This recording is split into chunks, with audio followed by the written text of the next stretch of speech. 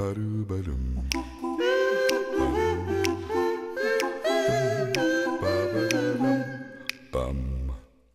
se retrouve comme chaque semaine en compagnie de Patrice pour découvrir ses ouvrages qu'il partage avec nous. Bonjour Patrice. Bonjour Bertrand. Alors aujourd'hui, c'est d'abord un écrivain atypique parce qu'on ne sait pas qui c'est. Il s'appelle Mark Miller. C'est son deuxième ouvrage après le succès qu'il a eu, son deuxième roman, après le succès qu'il a eu sur son premier titre qui s'appelait Minuit New York, me semble-t-il. Ouais, c'est ça. Il réitère avec un deuxième ouvrage interactif et on va voir pourquoi il est interactif et on ne le connaît pas, personne ne sait qui c'est. Non, alors ce Mark Miller n'existe pas, c'est un pseudo. On ne sait pas qui a écrit ce livre. Le premier, je ne l'ai pas lu, je le lirai prochainement.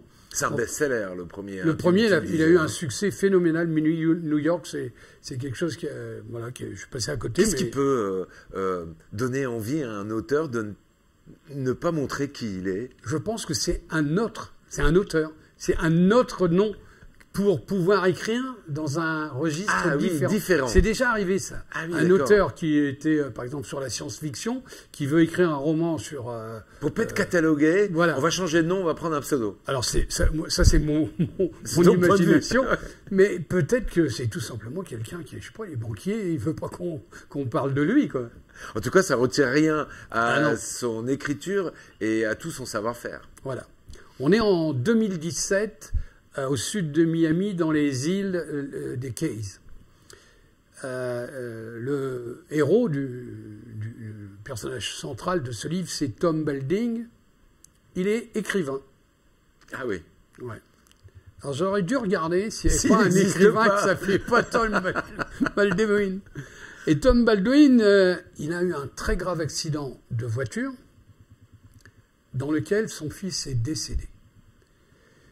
Il abandonne New York, il va s'installer donc dans les Keys, et une petite maison face à l'océan. Et à côté de cette maison, il y a une espèce de petite dépendance qui va louer à un couple ça va changer plein de choses dans sa vie. Donc on imagine bien, je crois qu'il n'y a pas pire supplice que la perte d'un enfant. Et Tom, il doit survivre à ça. On ne parle pas beaucoup de son passé d'écrivain. On sait qu'au moment de l'accident, il n'avait pas d'alcool, il n'avait pas bu. Mais par contre, on sait que c'était une période où il buvait.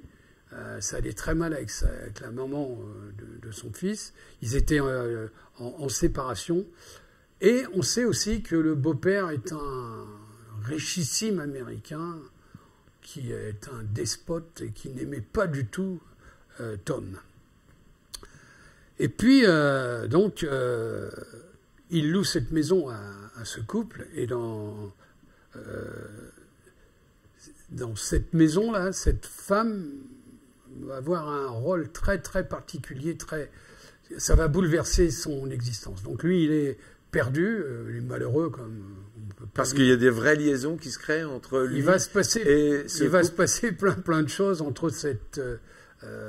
alors sans dévoiler rien, on peut dire qu'elle a été flic. Et ça, elle ne l'est plus, mais elle l'a été. Et ça va bouleverser sa vie. Il se passe plein de choses, et puis un jour, il reçoit un mail anonyme avec 4 mots, « Ton fils est vivant ». Alors, au début, il pense que c'est une farce. Une farce, oui. De mauvais goût. Une farce de mauvais goût. Et puis, c'est pas possible, quoi. Forcément, c'est très perturbant. Et puis, c'est pas possible que quelqu'un ose écrire ça si c'est pas vrai.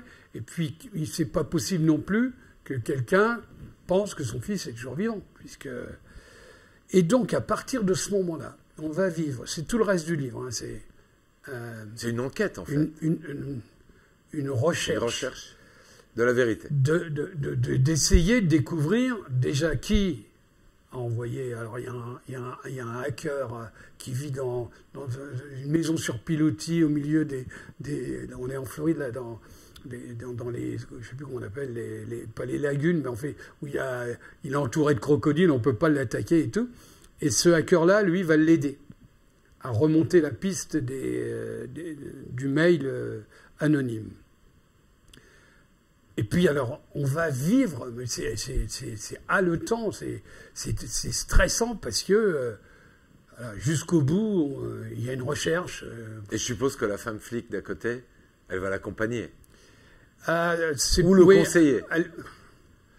Elle va être à ses côtés, mais avec beaucoup de bouleversements. De toute façon, à chaque chapitre, il y a un changement d'état, puisque ça paraît invraisemblable, quoi.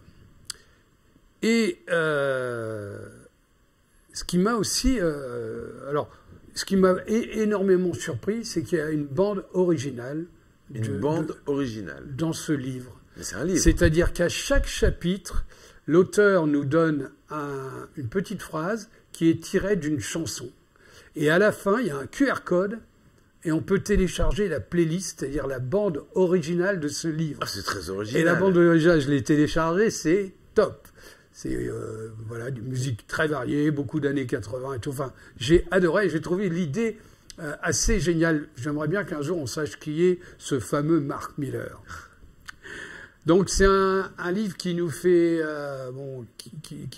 c'est comme un thriller, mais c'est un livre qui nous fait vivre très intimement la douleur de la perte d'un enfant.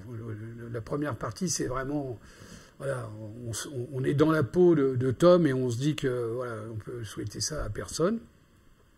Après, il y a la partie résilience, survivre après un drame pareil. Il y a toute une partie sur les horreurs, les horreurs que peuvent faire des gens autour de lui, dont le beau-père. Et c'est un roman qui est vraiment top, top, top. Et dommage, j'avais pas vu le QR code, sinon j'aurais écouté la bande son de ce livre pendant la lecture. Mais en tous les cas, ouais, en tous les cas, voilà, c'est un livre que je recommande parce que j'ai adoré. J'ai vécu pendant tout ce roman dans les cays au sud de la Floride. Les romans te font voyager, c'est aussi ça, puis nous font aussi réfléchir et nous font aussi prendre conscience de la vie de tous les jours et de la chance que l'on a aussi et de pouvoir se projeter un petit peu différemment. En tout cas. Moi j'adore ce bouquin, il m'a vraiment touché très fort. Mark Miller, on ne sait pas qui c'est, mais on connaît l'éditeur. Mark Miller, Sur la route de Key West, chez XO Éditions. Merci beaucoup Patrice pour ces belles découvertes. Et n'oubliez pas que c'est un livre interactif. Alors pour une fois, commencez-le par la fin et commencez par le QR code pour pouvoir avoir l'ambiance sonore et la bande son. Très belle idée, hein, très originale. Je trouve ça génial. Ouais. Merci beaucoup Patrice, à la semaine prochaine. Bertrand, à bientôt.